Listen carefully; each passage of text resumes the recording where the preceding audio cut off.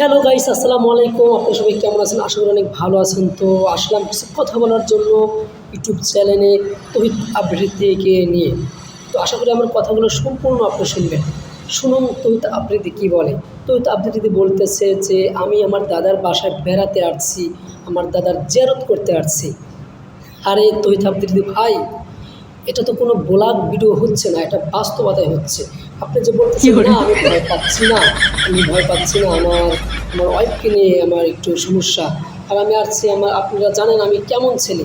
আরে ভাই, সবাই জানে আপনি কেমন ছেলে, আমি নমাজ সবাই পড়ি। পুরো আচ্ছা, দেশের 5 মানুষ দিন জানে আছে আপনি আমি কেমন নমাজ পড়ি। ছেলে। তো আপনি খালি আল্লাহর নাম আপনি লই। দে আপনি খারাপ ঢাকায় কাজে না থেকে ওইটার আপনি নাম। কেন আপনি বরিশালে আপনার দাদার বাড়িতে এখন আসলেন?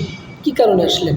আর আপনি সারা বছর আপনার দাদার জিয়ারত করতে আসলেন না, আর এখন আপনার বাবাকে অ্যাটাক করার পরে আপনি এখন আসছেন আপনার দাদার জিয়ারত করতে।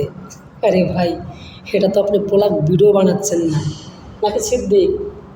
হ্যাঁ। হ্যাঁ, না আমি মিথ্যা কথা বলতেছি না। আমি আমি আল্লাহর কসম, আমি উমরা হজ করেছি।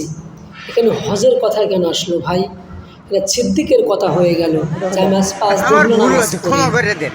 কথা হচ্ছে যে পাপ কখনো বাপকে ছাড়ে না। তোমার পাপ বেশি হয়েছিল, তোমার পাপ বেশি হওয়ার কারণে তোমার আজ পরিস্থিতি এই।